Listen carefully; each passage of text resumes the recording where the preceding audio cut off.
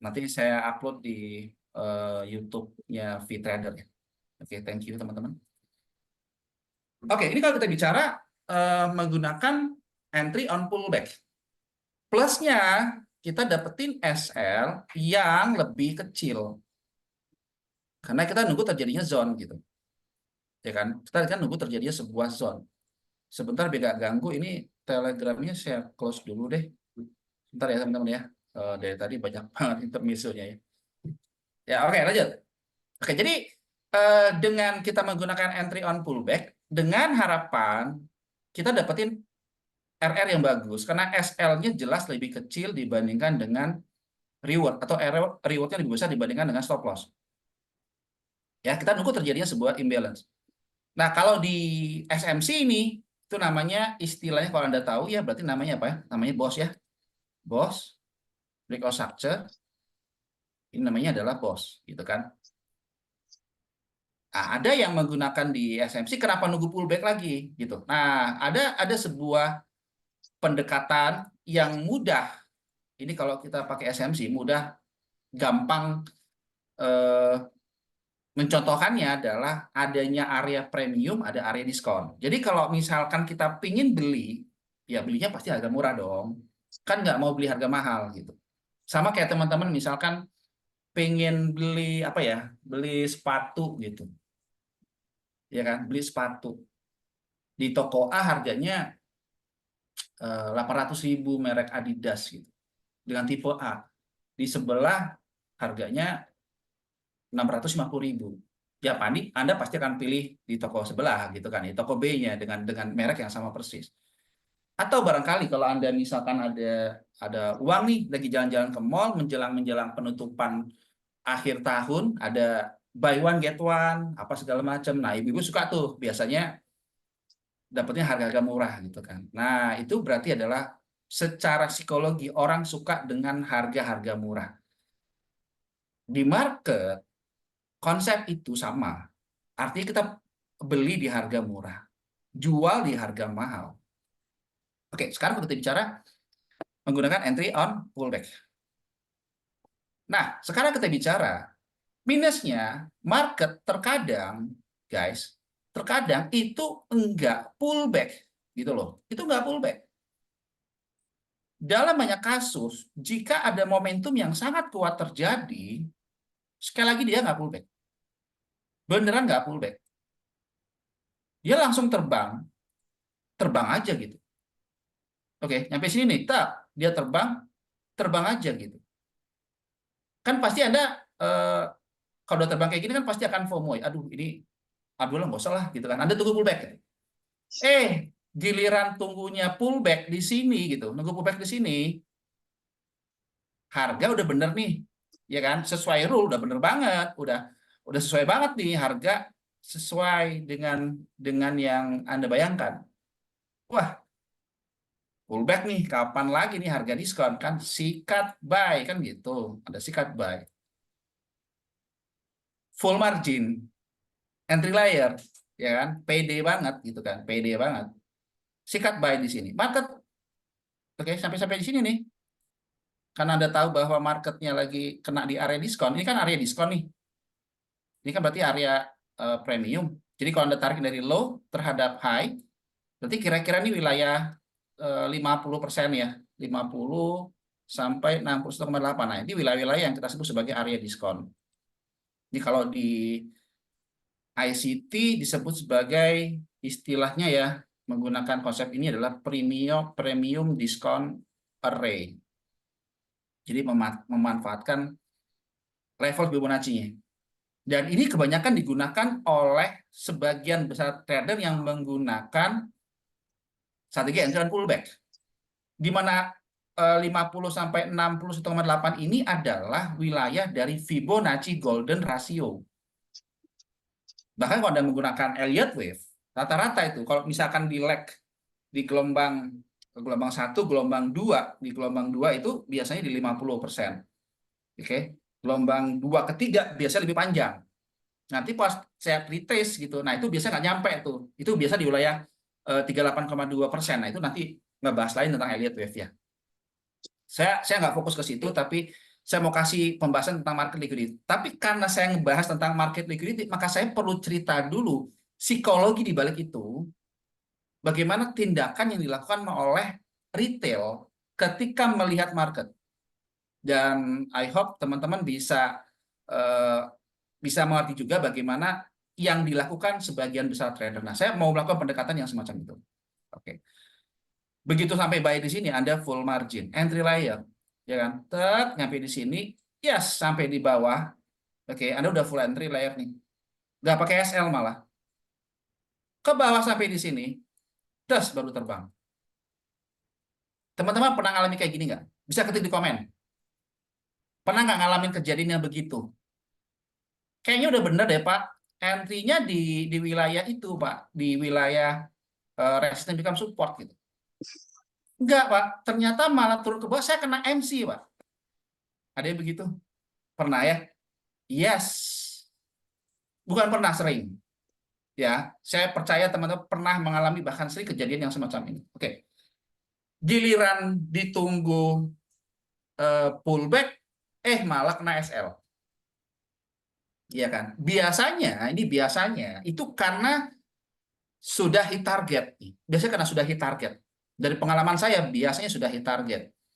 Nah, cilakanya nih buat orang-orang yang menggunakan strategi SND, menggunakan strategi SMC, tidak paham tentang range harga ini. Nanti pembahasan lain ya. Nanti ada di webinar lain kita ngebahas tentang range harga, itu lebih seru sih, seru banget.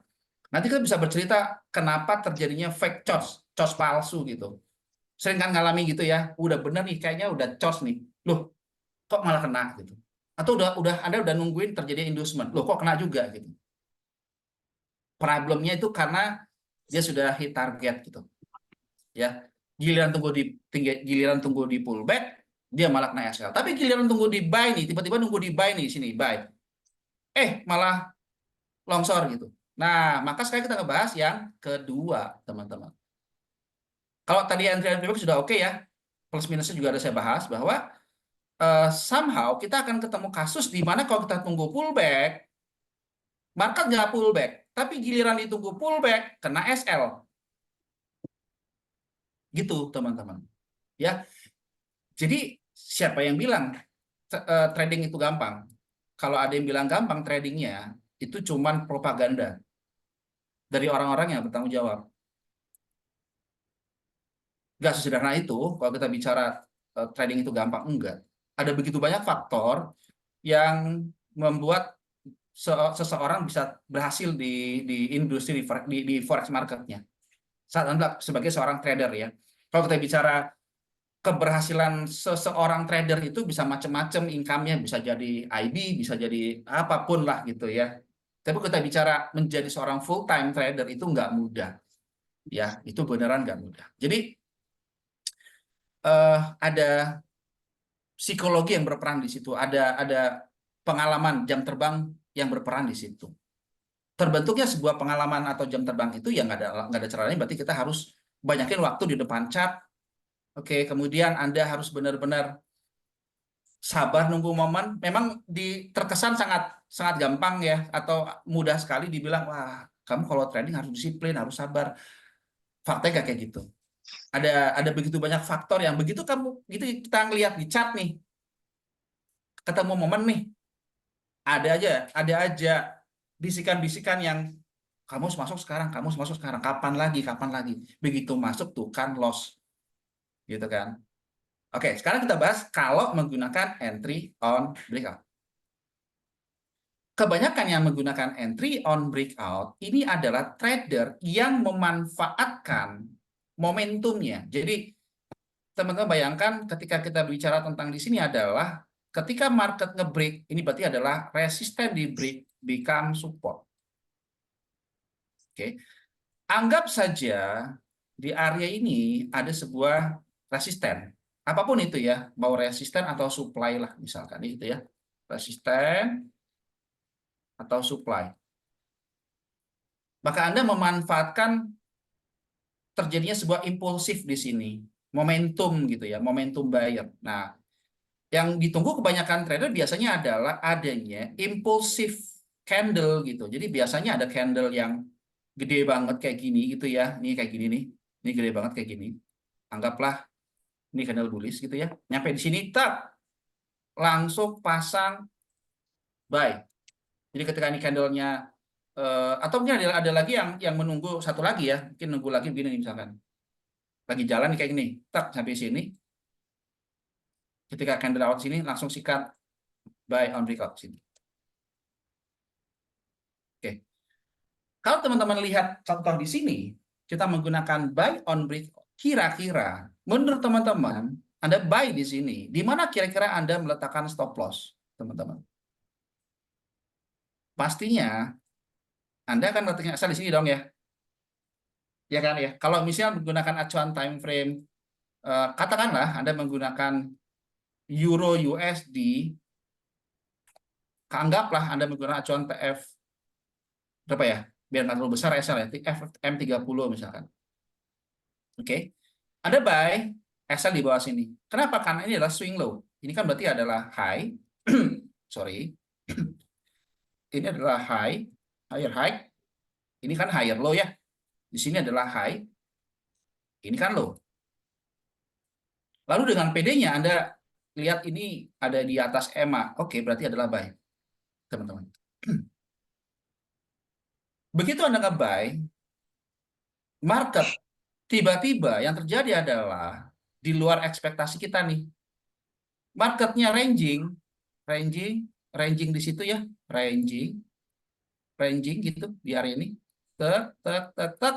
Sampai satu waktu, entah bagaimana ceritanya, turun gitu. Terus, turun ke bawah, ngejilat SL, ya kan? Lalu market bergerak sideways lagi, lalu terbang gitu. Ada yang pernah ngalamin kayak gitu nggak? Bisa ketik di komen, teman-teman. Ada yang pernah ngalamin kejadiannya begini? Pernah kejadian begitu? Pernah? Sering ya? Oke. Jujur aja nih, jujur aja. Kita buka-bukaan aja ya. Kita buka-bukaan aja. Cat kampret. Yes. Inilah yang kita sebut sebagai apa namanya? Teman-teman? Sebagai manipulasi harga, guys. Ya, manipulasi harga. Market liquidity yang tadi saya bahas. Gitu. Terjadinya sebuah candle close di atas sebuah resisten dan tiba-tiba berbalik arah gitu. Maka inilah kita sebut sebagai market liquidity. Kalau di SMC, lo yang di sini biasanya bertindak sebagai area inducement gitu. Nah, nanti ada materi lain lah kita bahas ya, itu kalau saya bahas satu sesi agak lumayan ribet ya. Jadi ada beberapa sesi lah nanti kita akan bahas. Saya usahakan kita bisa rutin ya, kita bisa rutin, teman-teman dapetin manfaat, teman-teman bisa dapetin free signal juga, free mapping, free edukasi semuanya.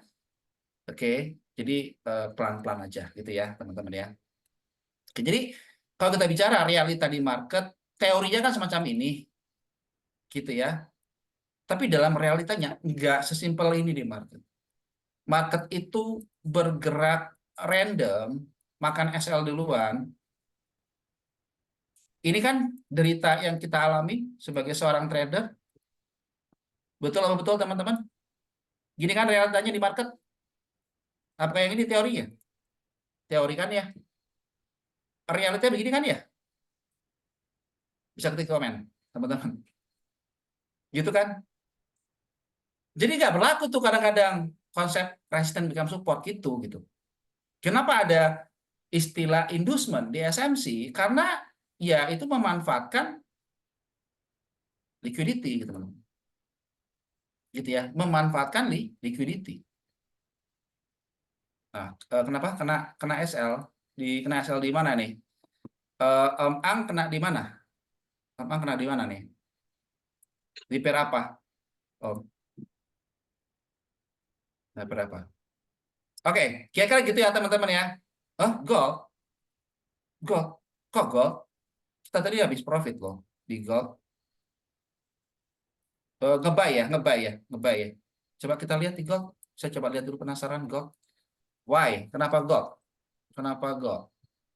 Buy. Oh, oke, buy. Ya, hati-hati ya, hati-hati ya. Eh, Nah, spike tuh. Oh, oke. Nah, ini ya, karena ini ya. Oh, ngebuy di sini ya. Nah, ini kan ya. Ini kan ngebuy di sini ya. Kira-kira gitu ya. Oke, alasannya apa, Om? Kalau ngebuy, alasannya apa di sini ngebuy? Karena support ya, support gitu ya. Kita langsung kasusnya ini nih. Contoh yang benar-benar bagus nih. Support itu ya, ngebuy itu karena ini kan ya. Karena ada support, pernah ada support di situ, lalu buy nih. Nah, ini cocok nih materi kita malam ini nih. Buy di sini kan. Oke, udah buy. Sikat SL naik ke atas. Nah, ini ada satu kasus nih, ini seru.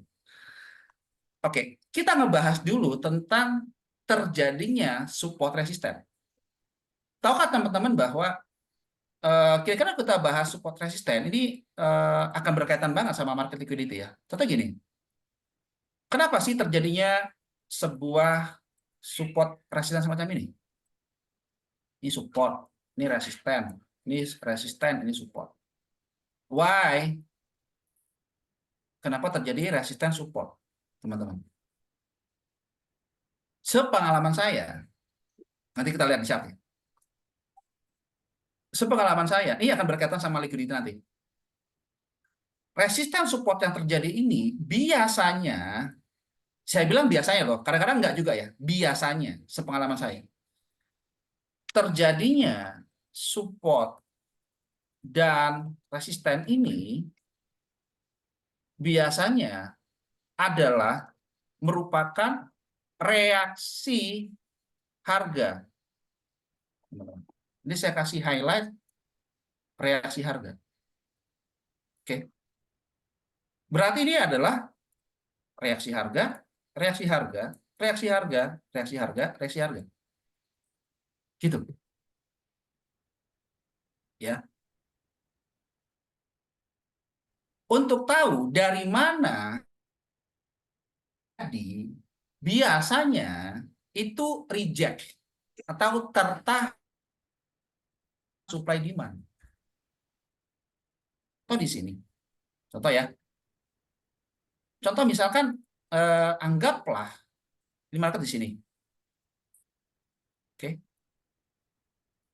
Kayak gini nih. Yang menyebabkan terjadinya sebuah rejection di sini itu karena ada sesuatu histori di masa lalu. Di mana pernah ada pertempuran antara buyer dan seller. Contoh di sini. Ini buyer. Buyernya lagi kenceng banget. Lagi ngotot banget. Bergerak sideways, lalu bergerak impulsif kembali. Jadi support ini sifatnya adalah reaksi harga terhadap zone yang ada pada area ini. Jadi support ini adalah reaksi harga terhadap base yang ini. Maka ini saya biasa sebut sebagai origin base. Origin base biasanya bentuknya, biasanya ya, kalau nggak rally base rally lagi bullish market, atau drop base drop saat bullish market. Tapi bisa juga sih rally base drop, drop base rally bisa. Ya, bisa aja. Contoh, nanti kalau kita lihat di market nih, ini terjadi sebuah rejection di sini, kalau kita tarik garisnya, kalau kita coba amati di bagian sebelah kiri harga, kita nanti ketemu loh ada sebuah pergerakan di sini misalkan, katakanlah ini ada area drop base drop misalkan. Nah, jadi di sini ada drop base drop, dia nahan nih. Ya. Sehingga kalau kita mau melakukan posisi, anggap market pullback lagi gitu di sini. Anggap market pullback lagi. Misalkan gitu ya. Berarti kita anggap ini sebagai area support dong. Gitu ya, area support. Nah, di sini masalahnya.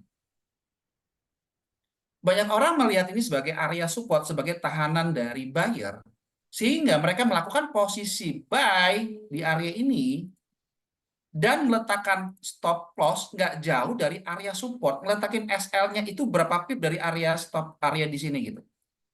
Situ. Akibatnya market lewat dikit nih, turun, ngejar SL, dia baru terbang. Gimana tipsnya biar nggak kejebak yang kayak gini? Tipsnya sederhana. Kalau teman-teman mau nge-buy di area support yang semacam ini, sebaiknya tidak langsung eksekusi langsung di situ. Dalam banyak kasus, sering banget area support ini dilewatin, turun, break low, dia itu close di bawah, tiba-tiba berbalik arah gitu. Ini kita sebut sebagai liquidity, di mana low sebelumnya dilewatin, tiba-tiba balik.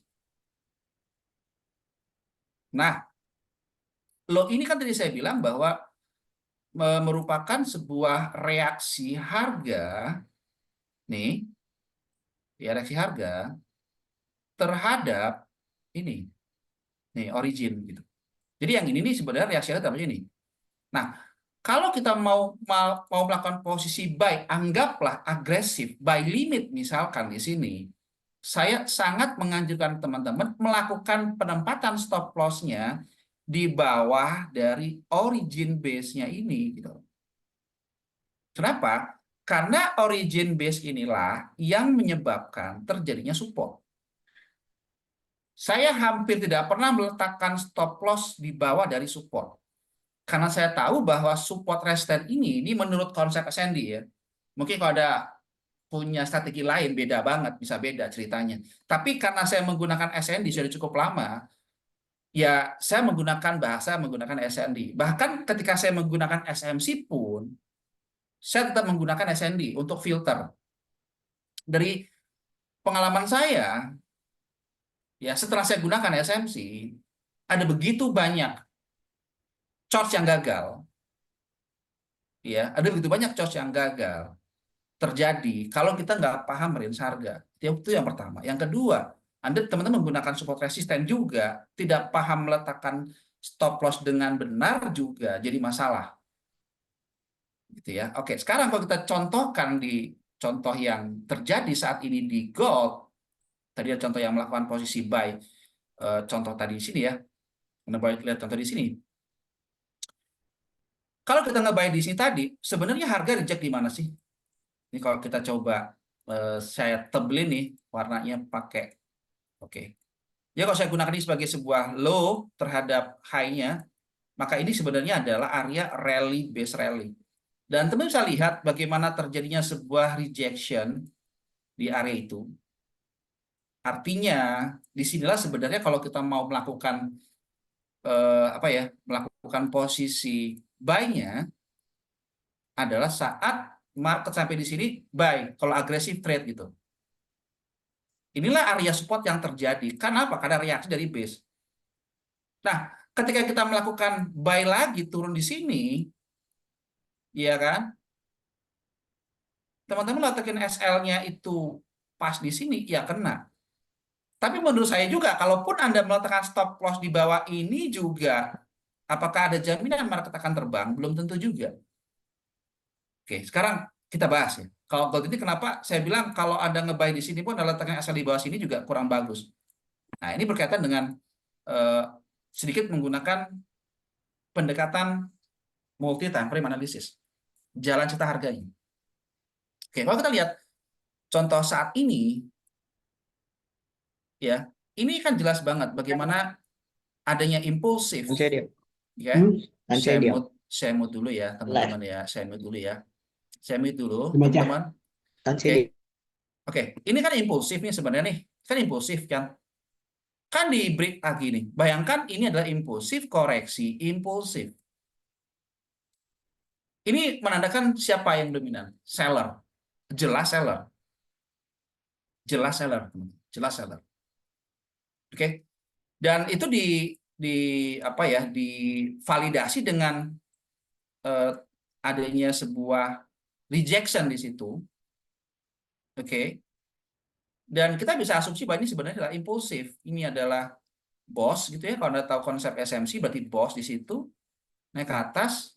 Kalau Anda gunakan dari high terhadap low-nya, maka kita percaya bahwa ini adalah wilayah dari 50% kan gitu ya. Gitu kan. Oke. Wilayah 50% nih. Di sini tuh. Ya kan? Di situ. Pas di dekat situ. Ya kan? Pas di dekat situ. Tuh. Nah, ketika terjadi sebuah rejection, ini secara psikologi nih. Ini kita bicara bermain-main secara psikologi, bermain-main melihat jalan cita harga. Ini kan jelas banget terjadinya sebuah break, ada drop, base drop, dia pullback ke atas, naik ke atas, ini ada imbalance, ini tipuan sebenarnya, ini tipuan. Ada candle besar kayak gini nih, ini membuat drop base rally gitu. Terus market naik ke atas dan tadi pagi kita sell di sini, ada saya TP di sini. Kita yang pertama saya kena SL tuh, karena saya nge-sell di sini terus tiba-tiba saya kena SL yang ini. Terus saya nge-sell lagi di sini, percobaan yang kedua berhasil di TP di sini. Nah, kemudian membuat low di sini, akhirnya saya melihat oke, berarti di sini terjadi break nih, si buyer-nya dikalahkan nih oleh seller. Oke. Akhirnya nih dari situ kemudian kalau saya gunakan di Telegram ya. Ini kita langsung lihat kasusnya ya, teman-teman ya. Ini tadi jam berapa tadi? Jam 7 ya tadi ya kalau nggak salah ya. Saya lupa ingat. Saya lupa. Oke, saya tadi pakai acuan time frame M1. Buat teman-teman yang belum belum join langsung join aja ya. Ini gratis ya teman-teman ya. Anda bisa dapetin 100% gratis signal ya. Oke, di sini saya menggunakan acuan time frame M5 nih. Oke. Dan saya melihat ada pattern, ada rising wedge gitu ya. Ada rising wedge. Ini kita bicara chart pattern ya. Ini di materi yang lain. Oke. Kemudian pas ini terjadi nih, support di break, lalu ada imbalance, saya sudah udah mulai warning tanda-tanda nih. Tapi kan pada saat nge-break di sini harganya kan baru reject ya, baru kena di area demand lagi gitu kan. Sehingga saya nggak melakukan sell dulu gitu. Kan kalau saya langsung nge-sell di sini, ini market lagi nahan, kan bisa aja dia terbang. Who knows, kita nggak tahu. Logiknya kayak gitu. Ya, bisa aja dia langsung terbang lagi. Saya nggak tahu. Tetapi kemudian market, itulah pentingnya kita menggunakan sebuah reaksi harga. Jadi kalau kita bicara SND bukan cuma pending order sell limit by limit doang, tapi kalau kita mau lebih advance, gimana sih kejadian zona di masa lalu, terus gimana market datang, terus gimana reaksi harga. Jadi puzzle-nya komplit gitu. Oke. Oke, nama grup signalnya apa? Oke, saya kasih tahu ya teman-teman yang belum join langsung aja join gratis ya teman-teman ya. Oke, saya tunjukin. Saya kasih langsung di sini, teman-teman langsung aja join gratis ya. Oke, langsung masuk, teman-teman langsung masuk, silakan lihat. Ya, langsung masuk di situ. Oke. Sekarang saya kasih tahu alasan dibalik saya yang sell. Oke, sampai di situ saya nggak tahu nih di market akan kemana. Bisa aja market terbang lagi. Ya, di sini saya beneran nggak tahu ya. Saya benar nggak tahu nih di sini. Bisa bisa jadi market nyampe di sini, dia terbang lagi sampai di sini. Mungkin banget. Mungkin banget di situ. Karena saya tahu bahwa ini adalah high tertinggi, ini low terendah. Terjadinya sebuah BOS, kan gitu ya. Ini kalau Anda menggunakan istilah kalau kita menggunakan SMC, berarti ini adalah wilayah dari OB-nya gitu ya. Acuan TF berapa? Saya tadi masuk pakai TF M1, M5. Kalau saya mapping sekarang menggunakan acuan time frame H1, H4. Jadi saya biasanya nggak pakai satu single TF ya. Saya akan pindah-pindah TF. Tuh, saya biasanya menggunakan pendekatan multi time frame analysis ya. Oke, sekarang kita bahas yang di sini. Nah, dari sini saya bisa aja kan ya market sampai di sini naik ke atas lagi gitu. Bisa banget? Bisa. Nggak ada yang tahu gitu kan. Nggak ada yang tahu. Sampai situ. Nah, tetapi pada saat di acuan time frame H1 M30 saya nggak melihat. Saya nggak melihat sama sekali. Sampai akhirnya saya turunkan ke time frame yang lebih kecil gitu. Sampai saya lihat time frame kecil, saya pakai M1, di M5 nggak terlalu kelihatan. Saya turun ke M1, bread, gitu kan. Di sinilah baru kelihatan gitu. Di sini baru kelihatan. Oh, pada dasarnya ke atas, ini marketnya membuat pattern gitu. Nah, inilah enaknya kalau Anda tahu pattern gitu. Anda tahu pattern. Nah, di sini membuat pada saat dia naik ke atas, ini membuat proses kedatangan harganya, membuat kalau Anda tahu istilah SND berarti ketika terjadi falling wedge atau terjadi rising wedge begitu tuh compression gitu. Jadi pada saat terjadi di bagian sebelah sini dia itu melakukan retest, retest, retest itu habis di sini. Tapi saya agak sedikit worry tadi sempat sedikit agak sedikit worry pada saat di sini nih gitu. Nah, ini kayaknya emang udah di retest gitu, tapi begitu saya coba turunkan ke time frame M5 seperti udah retest. Tapi pada saat saya turun ke time frame M1 ini nggak retest gitu. Oke, sekarang kita coba lihat ya. Coba kita lihat.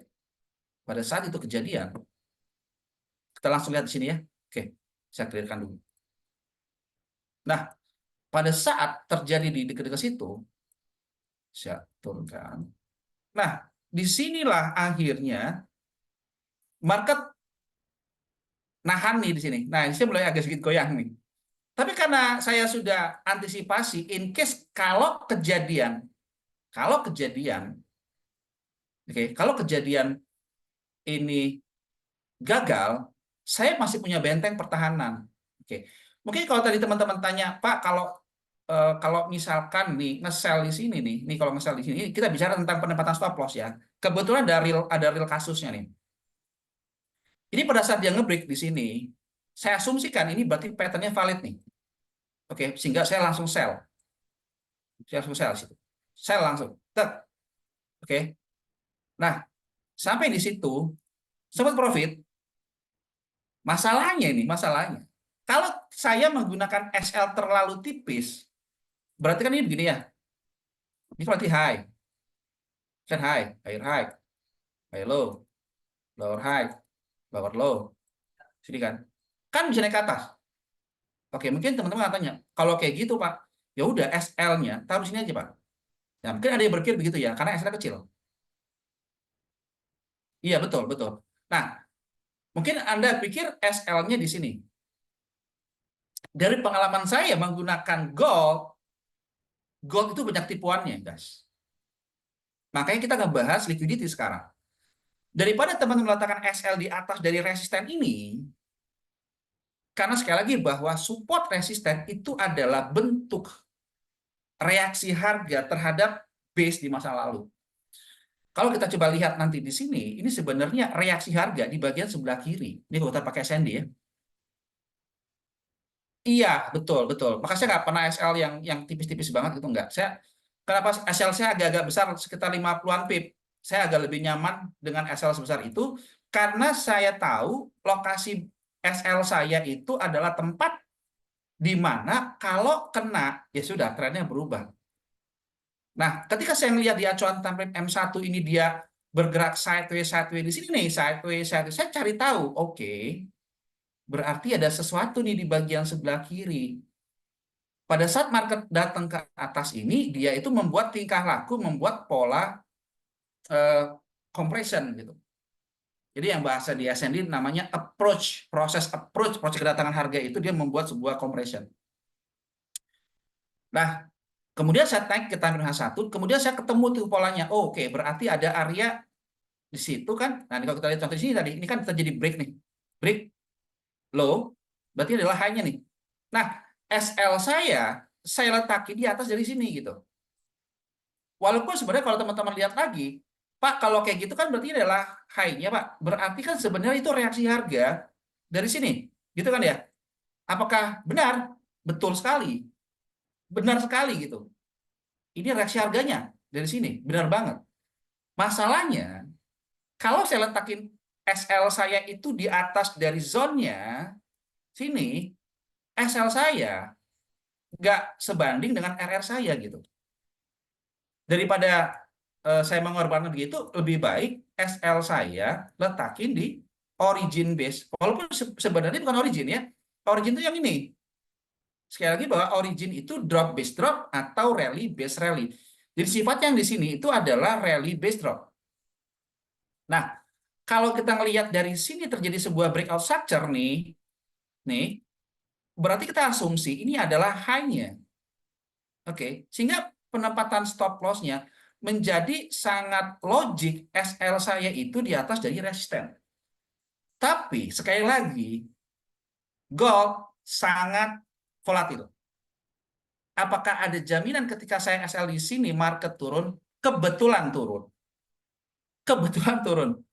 Bisa saja spike ke atas, baru terjun. Jadi kalau kita bicara penempatan stop loss paling bagus, sebenarnya adalah di origin base di sini. Kenapa? Karena market bisa saja dia spike ke atas, makan SL dari resisten di sini, karena banyak orang yang begitu melihat sebagai sebuah resisten, dia akan meletakkan SL di atas sini, termasuk saya. Tapi pertimbangan saya sederhana karena saya pingin SL-nya lebih kecil gitu. Ya kan? Ini kalau Anda lihat contoh sekarang nih mapping sinyal saya nih, saya SL di 2418. Coba kita lihat 2418.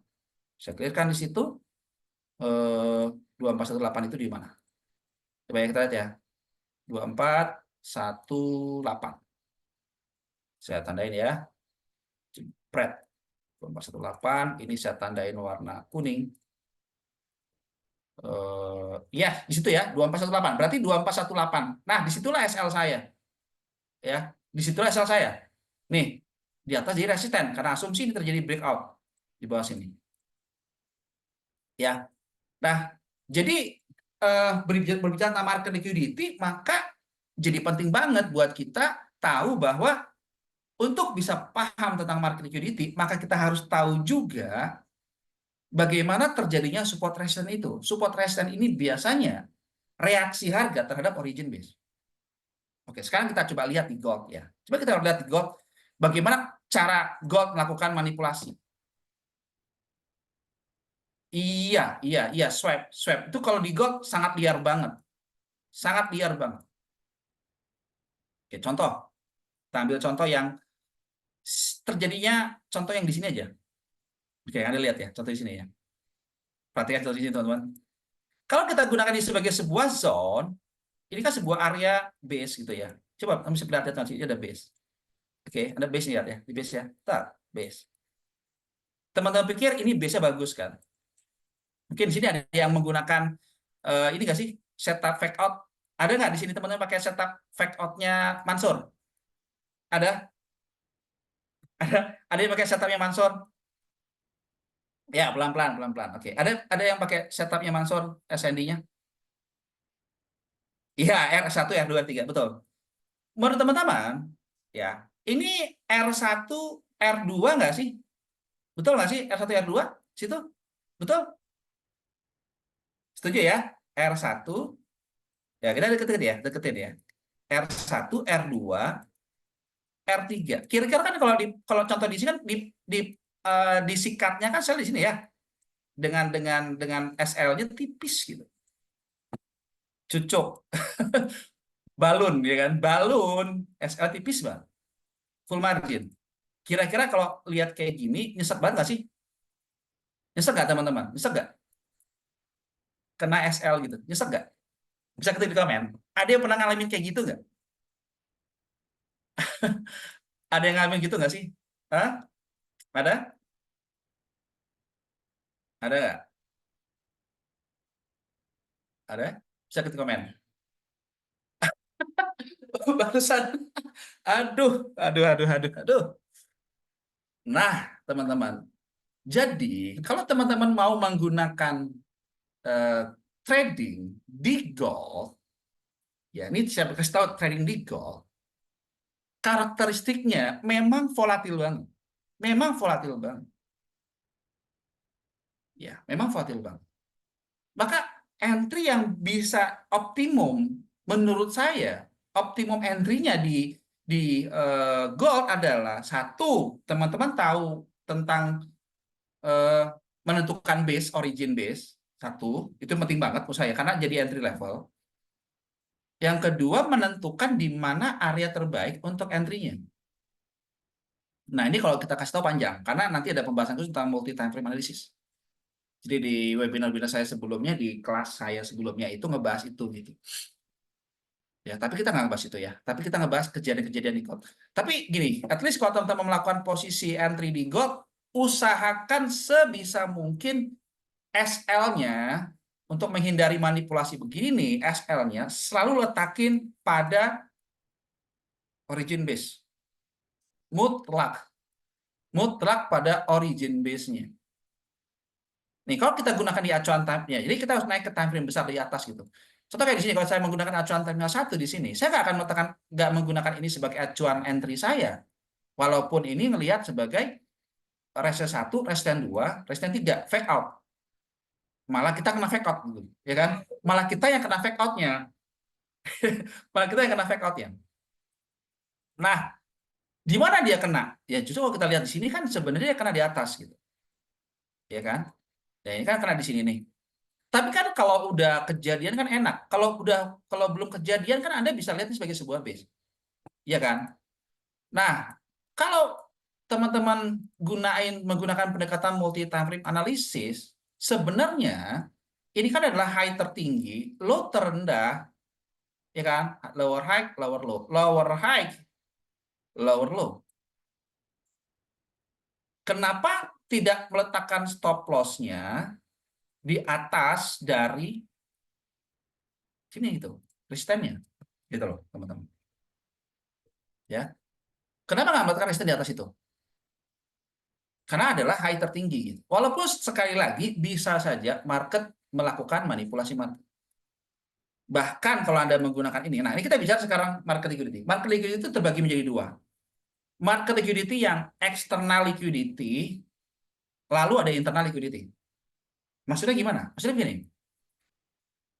di dalam sebuah impulsif, di dalam sebuah gelombang besar, ya ada gelombang kecil. Oke, saya kasih contoh biar saya nggak coret-coret lagi, biar saya nggak capek. Oke, saya ambil dari buku saya aja deh. Oke, contoh gini, saya gedein, tak tak tak tak tak sini. Oke, kalau kita bicara sebuah pergerakan impulsif di time frame besar terjadi, di time frame kecil juga terjadi. Contoh di sini, kalau Anda lihat tadi adalah sebuah impulsif koreksi impulsif, kan gitu ya. Bayangkan teman ini adalah sebuah pergerakan di daily, ya daily bullish, koreksi bullish, langsung bullish lagi, primary trend, secondary trend, primary trend. Nah, di dalamnya ini di daily ada time frame M15 misal gitu ya. Nah, kita lihat ada zigzag ini nih, kecil-kecil lagi tuh. Nah, yang ini nih yang saya maksud bahwa di acuan time frame besar walaupun dia swing high tertinggi ya, high tertingginya dia dari daily atau apapun. Saya menggunakan acuan time frame besar H4 ke atas biasanya. Jadi kalau saya bilang time frame besar itu H4 ke atas. Itu biasanya acuan mapping saya, biasanya gitu. Nah, swing high, swing low tertinggi dan terendahnya ini yang kita sebut sebagai wilayah dari range time frame besar. Kalau dia tiba-tiba nge-break high di atas, tiba-tiba balik arah. Ini yang kita sebut sebagai bahasa di SMC adalah external liquidity. Range time frame besar. Range harga dari low ke high ini adalah external range. Kalau terjadi liquidity, jadinya external liquidity. Gitu gampang ya. Oke. Kalau di time frame kecil, ini adalah membuat high low. Gitu ya. Oke. Dia lewat, tiba-tiba balik arah. Ini ada high di atas, tiba-tiba balik arah. Berarti namanya adalah range time frame kecil. Ini namanya internal range. Kalau terjadi liquidity di time frame kecil pada support resistennya, berarti terjadi internal liquidity. Kira-kira gitu ya gampangnya ya, sederhananya ya. Mas Kilzon, manipulasi harga di London Open itu akurat nggak? Iya, lumayan bagus banget, lumayan oke. Tapi harus tahu ini ya, harus tahu juga origin base juga gitu, ya. Harus tahu origin base. Oke, lanjut. Sekarang kita bahas dari sini. Saya kira lagi ya sini ya. Oke, teman-teman yang belum bergabung, Anda bisa langsung join ya. Saya kasih lagi, langsung masuk aja. Itu gratis tanpa syarat apapun. Anda langsung join aja semua teman-teman ya. Kita punya beberapa keanggotaan di situ ya. Ada beberapa anggota. Saya salah satu kontributor di situ, tapi ada beberapa teman-teman saya yang lain yang membantu teman-teman nanti ya, teman-teman ya. Join aja di situ gratis. Oke, lanjut. kita lihat contoh yang kalau terjadi external liquidity yang mana. Oke, kita contoh di sini. Ini adalah high tertingginya. Jebret. Contoh sini ya, Anda lihat ya. Ini high, ini low. Jebret kan, turun. Oke, ini berarti adalah external liquidity. Karena dia memang nge-break, tapi tiba-tiba balik arah gitu. Nah, ketika terjadi liquidity, berbalik arah, ini kan high tertingginya, ini menciptakan base gitu. Dan perhatikan sekarang ketika dia nyampe di atas, ini nggak nge-break nih. Ini udah jadi warning pertama nih, ya kan? Warning pertama, jangan-jangan ini akan longsor. Nah, itu divalidasi dengan adanya imbalance nih. Ada lihatnya ada imbalance nih, ada imbalance. Impulsif koreksi. Impulsif koreksi. Nah, ini kan menciptakan sebuah drop base drop. Nah, sehingga ini menjadi area penting di sini. Ya. Nah, kalau kita gunakan di situ semakin clear kan ya. Di situ ada base. Nah, kita bisa expect area itu. Nah, sekarang di acuan di sini kalau kita gunakan saya clearkan dulu ya. Oke, kalau kita lihat contoh di sini berarti inilah base yang nahan ya, base yang nahan di situ, kemudian dia retest, kemudian ini membuat sebuah change of character. Pada tahu SMC berarti disebut sebagai change of character.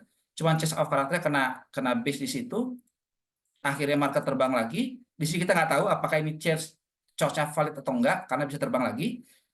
Oke, tapi pada saat ini dia membuat low lagi, ya potensi cukup besar akan terjadi potensi ya akan jadi turun.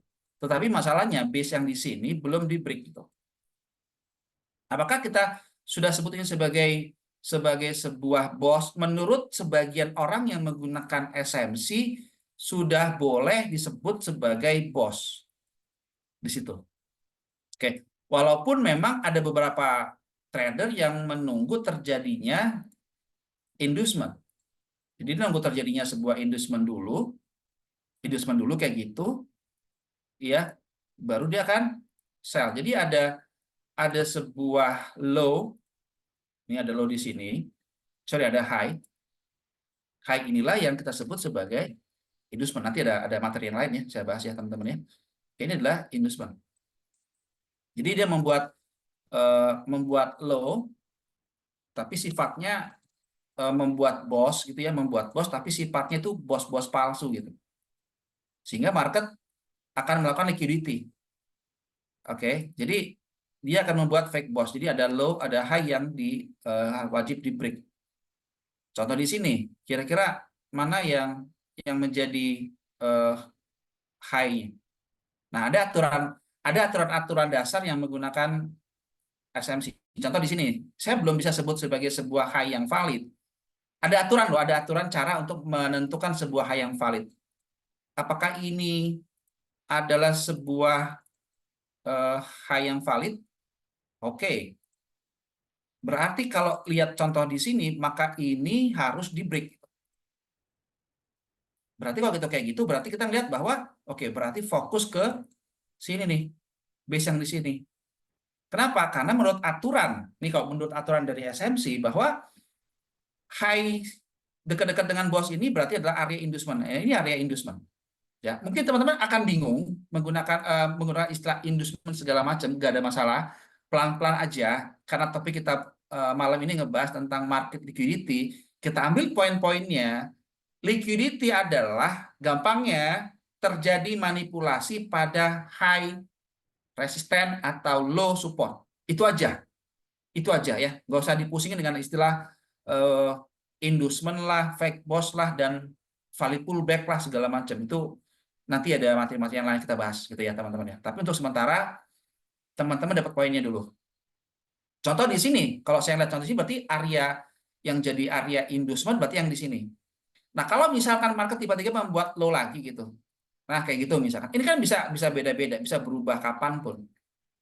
Kayak contoh di sini kalau dia tiba-tiba membuat low lagi gitu, maka inducement-nya ini bisa pindahin ke sini. Dengan catatan market membuat low lagi. Nah, kalau kayak gini dia membuat low lagi, confirm lah ini menciptakan sebuah zone. area supply baru. Saya lagi nungguin membuat low lagi. Kalau dia nggak membuat low lagi karena dia nggak mampu break area demand ini, market bisa ngejar ke sini lagi gitu. Ya, ini kita lagi ngebahas real market ya. Saya lagi ngebahas real market. Kalau in case tiba-tiba dia nggak membuat low lagi, nggak break area demand, ya inilah yang akan di general market. Ya suka-suka gold aja, dia mau kayak gitu ya sudah kita ikutin. Ya, tapi menurut aturan menggunakan inducement-nya, maka ini adalah high yang wajib dilewatin kalau dia nggak membuat break area demand. Jadi bukan cuma sekedar dia break low di sini. Nah, ini jadi masalah. Kebanyakan yang menggunakan entry on breakout pasti akan asumsi bahwa ketika low ini sudah di break langsung sikat sell on breakout. Dalam banyak kasus sering banget market dia ngejar SL duluan, dia kan, baru terjun. Inilah yang muncul istilah di SMC namanya adalah liquidity grab gitu. Jadi terjadinya sebuah manipulasi terhadap orang yang melakukan sell stop. Jadi kan kalau misalkan ada yang menggunakan strategi, kan ada dua ya, pending order, ada yang sell stop, sell limit, atau buy stop, buy limit. Sorry, ada 4. Kalau dia mau sell stop, berarti ekspektasi market langsung turun saat dia nge-break low. Disitulah terjadinya manipulasi market yang kita kenal sebagai market liquidity. Kalau dia di internal namanya internal liquidity, kalau dia di eksternal namanya adalah external liquidity. Ya, jadi market liquidity ini sebenarnya adalah merupakan sebuah cara big player, institusi melakukan trap terhadap orang yang melakukan sell stop. Sell stop berarti nge-trigger orang yang nge-sell on breakout. Ya, jadi apakah bisa menggunakan entry on breakout dengan cara SND SMC? Bisa, bisa banget, bisa banget. Ya, tapi nanti ada topik khusus ya, kita nggak ngebahas hal itu sekarang karena nanti akan campur-campur. Karena topik kita ngebahas tentang market liquidity, maka saya hanya fokus kepada pembahasan tentang market liquidity. Apabila sudah break bagus, entry di mana? Oke, kalau di break ya, di sini berarti area ini jadi zone. Ya, target kita nanti akan TP di sini. Ya, masalahnya apakah oke, mengapa sering terjadi COS yang gagal? COS yang gagal itu karena sudah hit target. Gitu, Om. Nanti saya upload di YouTube-nya VTrader ya, teman-teman ya. Kita punya satu YouTube sendiri yang saya buat kemarin. Jadi kita akan upload besok di YouTube-nya VTrader ya. Dipantau aja ya, teman-teman ya. Dipantau aja ya di grup VTrader ya. Biasanya itu. Biasanya itu. Untuk menghindarinya gimana? Nggak ada cara lain. Paham range harga, paham multi time frame analysis. Ya, nggak ada cara lain.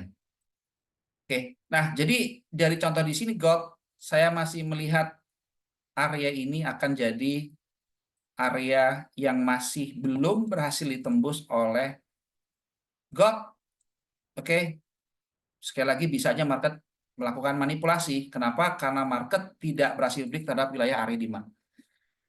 Ini yang breakout trader kena SL. Iya, betul. Betul sekali. Ya, ini yang orang yang melakukan entry on breakout di sini nih, ini ya yang melakukan entry on breakout, ini yang kejebak nih sekarang. Kebetulan ada kasus di sini. Anda nggak sell di sini nih, contoh, Anda nggak sell di sini ya, sell on breakout, jebret, Anda ekspektasi sampai sini kan. Apa yang terjadi, teman-teman? Kira-kira kena SL nggak kalau kayak gitu? Kena SL? Contoh kasus sekarang di gold, di time frame M15, kena SL nggak kira-kira? Kena. Ya, jadi hati-hati banget, hati-hati banget. Karena marketnya gold sangat liar banget, maka kita harus tahu bagaimana cara big player, cara mereka melakukan manipulasi harga. Maka saya menganjurkan teman-teman yang baru belajar support resisten, yang udah pakai support resisten, saya sarankan belajar SND sih. Atau buat teman-teman yang pakai SMC, SND-nya didalemin gitu.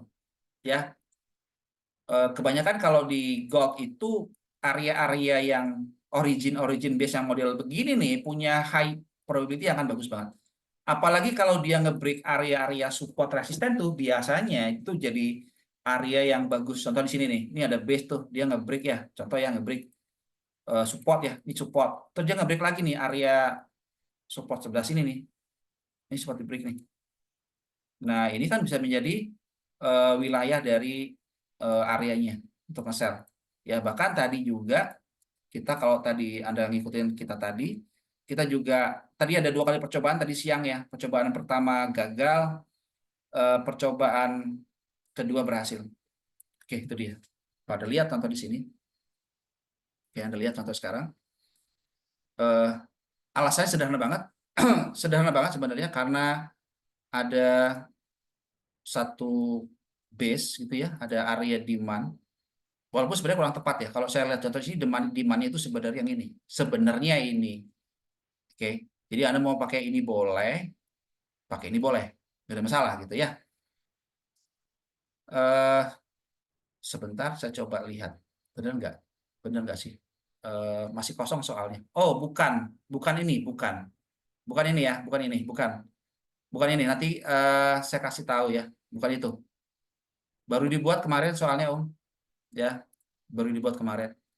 Nanti saya kasih tahu ya, teman-teman ya. Nanti dipantau aja di Fitrader ya. Pantau aja. Oke, sekarang kita kembali ke contoh yang tadi sini ya. Oke. Oke, sampai mana tadi? Oke. Nah, contoh sini ya, tadi ini. Oke. Nah, di sini sebenarnya adalah menciptakan sebuah area demand. Dia di retest tuh, retest naik ke atas, dia nahan di sini ada imbalance. Kemudian di sini membuat base. So, kita expect turun. Ekspektasi kenapa dijadikan target? Karena dia ada area rally, base rally. Ya, ini drop kalau tidak salah saya sekitar 100 berapa pip ya? 120 lebih ya. Lebih ya, lebih. Kalau ikutin tadi kita dapetin 2 kali 3 trade, satu kena SL 60 pip, yang kedua tadi dapat 100 lebih, kemudian tadi kita dapat 80 pip. Saya tadi cut 80 pip, tapi kalau turun lagi 120 pip. Ya, itu ya. Oke, sekarang kita coba lihat chartnya. Kita chartnya yang sekarang. Contoh di situ.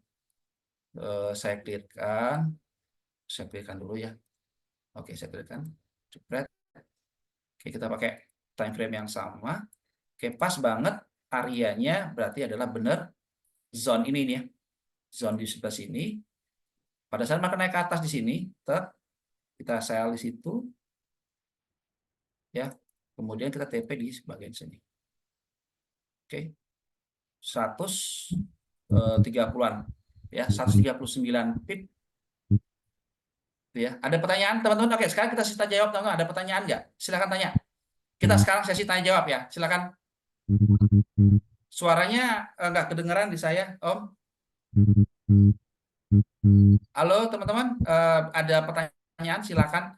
Sekarang kita sita jawab ya teman-teman ya, biar enak edukasi diskusinya biar enak. Ada yang bertanya tentang market liquidity, guys? Ada yang bertanya tentang market liquidity aja ya, kita ngebahas tentang berhubungan dengan market liquidity aja. Inducement jangan dulu ya. Inducement jangan dulu, nanti pusing yang lain. Inducement nggak usah. Cara valid pullback nggak usah.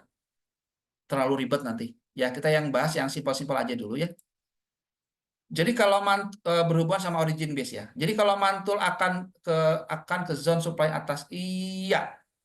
Sepertinya. Cuma masalahnya apakah ini base sudah fresh? Ini udah nggak fresh sebenarnya ya.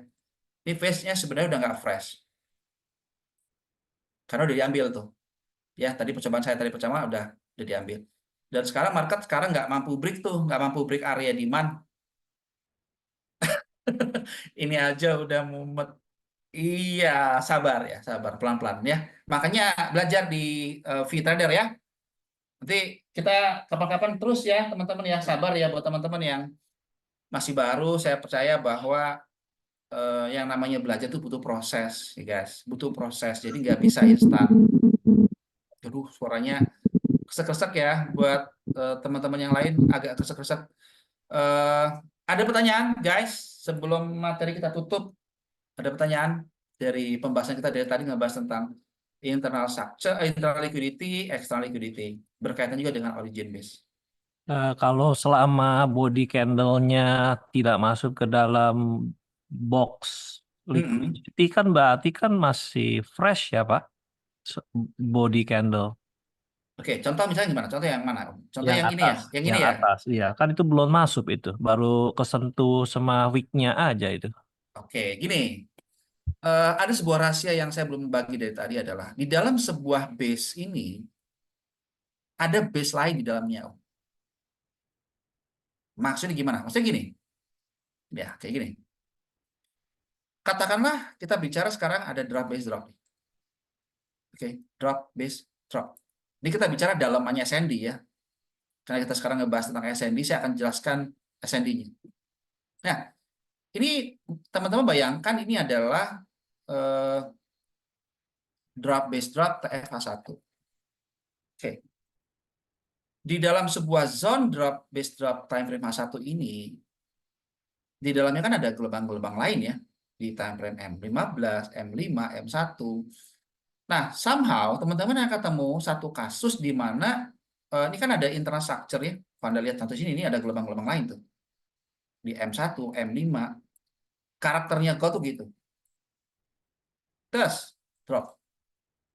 Oke.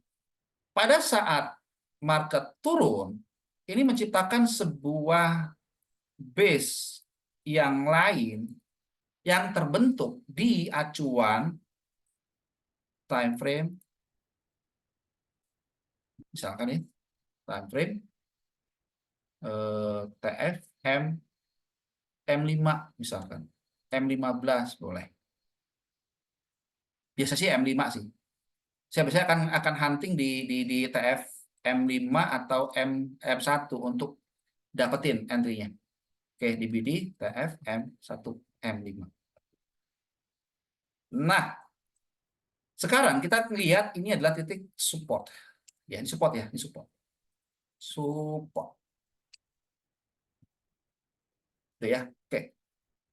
Kalau kita melihat dari perspektif menggunakan acuan time frame-nya H1, maka kita melihat ini masih dalam keadaan fresh. Oke, contoh gini. Contoh gini. Tiba-tiba market naik ke atas sampai sini, kissing doang gitu, kissing aja turun. Pertanyaan saya ke teman-teman, menurut teman-teman ini masih fresh nggak sih zona yang TFA1? Masih fresh? Bisa ketik komen. Masih fresh? Masih fresh nggak zone-nya? Tadi Om siapa yang nanya Om? Om siapa yang nanya tadi? Saya Henry Pak. Oke, ya. Menurut Om Henry fresh nggak Om? Zone-nya? Kalau dari time frame kecil, perspektif time frame kecil, itu sudah Mm-mm. tidak fresh. Oke, Tapi kalau dari time frame besar, itu fresh. masih fresh. Oke. Kalau dari pengalaman saya, itu udah kecucuk Om. Berarti udah nggak fresh. Kalau pernah dengar Om Henry pernah dengar eh, istilah king nggak ya? Pernah tahu king? Enggak, belum pernah. DP pernah dengar?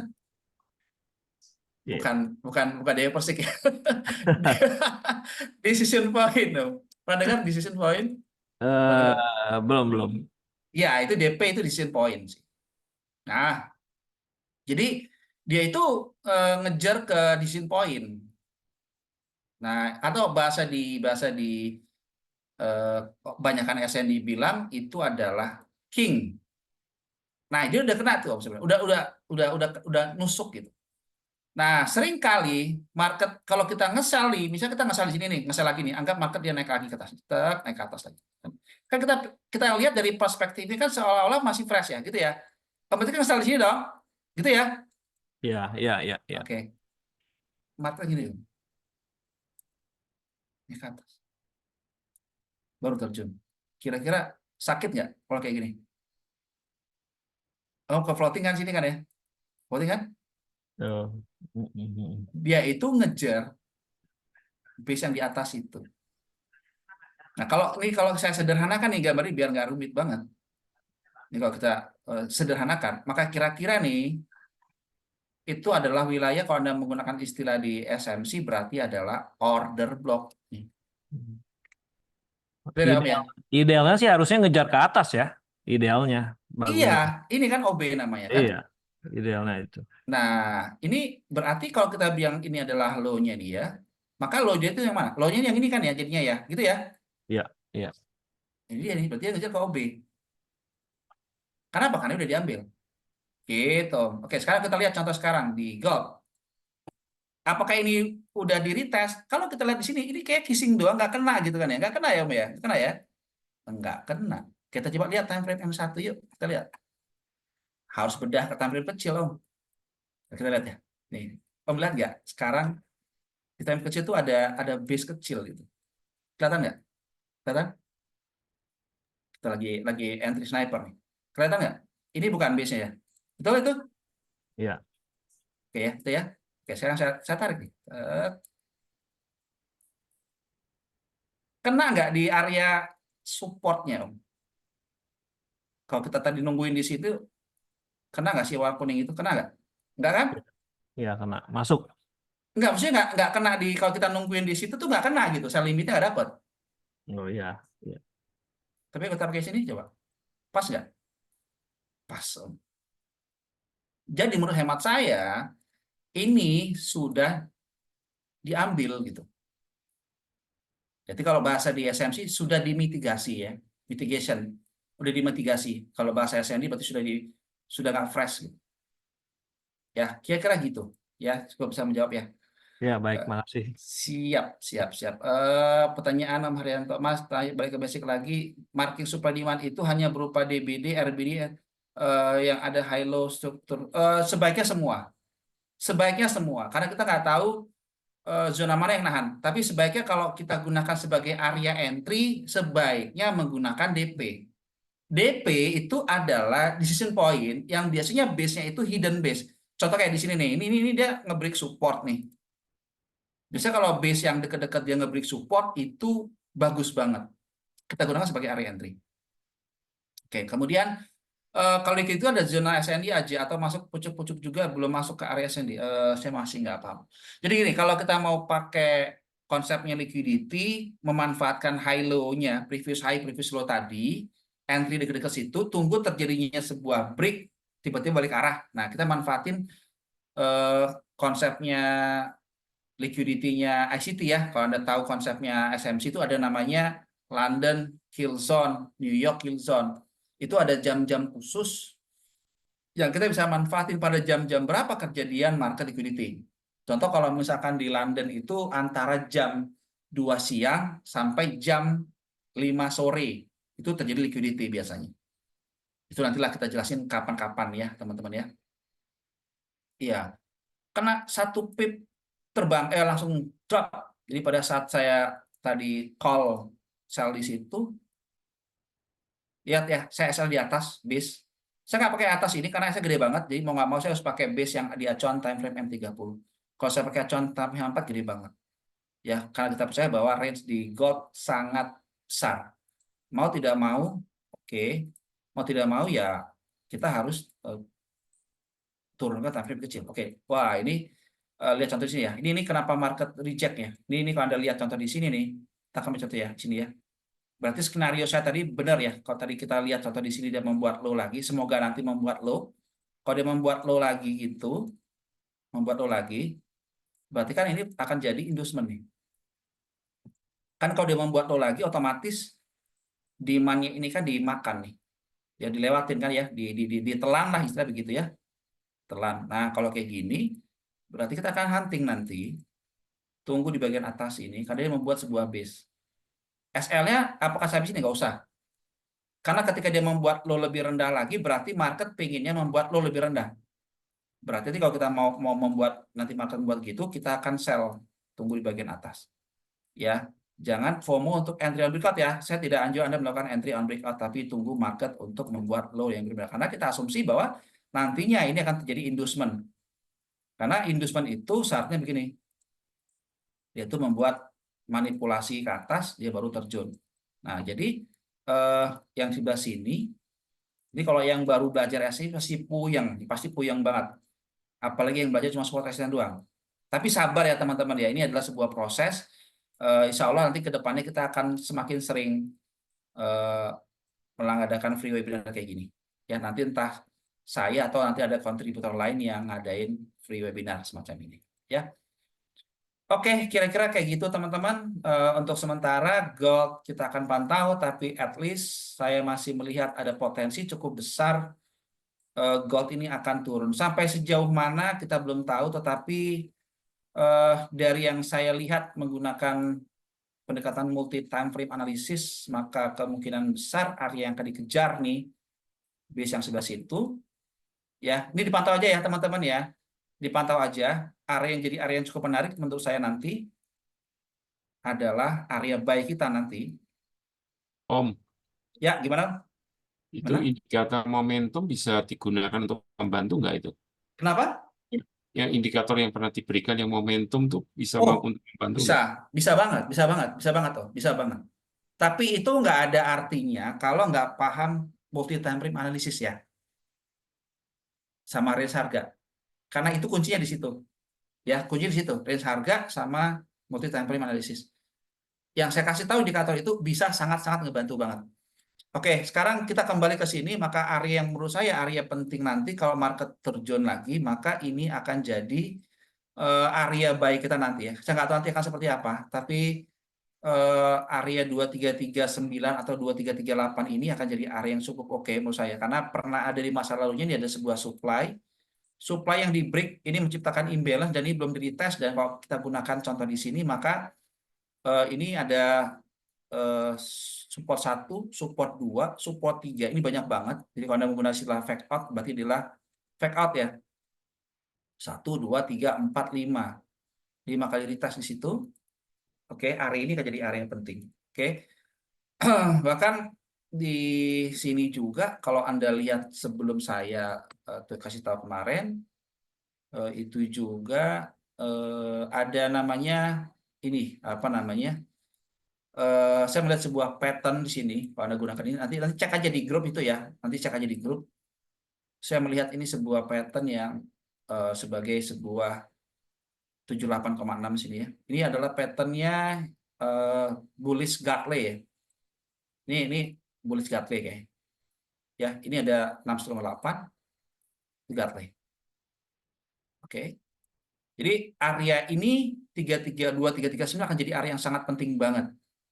Sejelek-jeleknya area ini di bawah akan bisa menjadi tahan harga. Karena ini kalau dia jebol nih, kalau jebol di sini berarti trennya berubah. Ini adalah benteng pertahanan yang apa ya? Benteng pertahanan si buyer terakhir nih. Karena kalau di bawah ini udah habis semua, udah nggak ada lagi nih, udah nggak ada lagi pertahanannya. Ya, jadi ini imbalance itu dimulai dari sini. Maka kalau ini jebol, maka gold akan longsor gila-gilaan. Ya, tapi sebelum kita melangkah jauh, kita harus lihat dulu apakah ini akan di break atau enggak. Karena ini adalah area penting. eh Kenapa di fair value gap ada fair value gap juga? Oke, kita coba lihat ya. Eh, di time frame berapa Om? Di H1 ya. Oh, yang ini yang sini ya. Inikah? Ini yang dimaksud?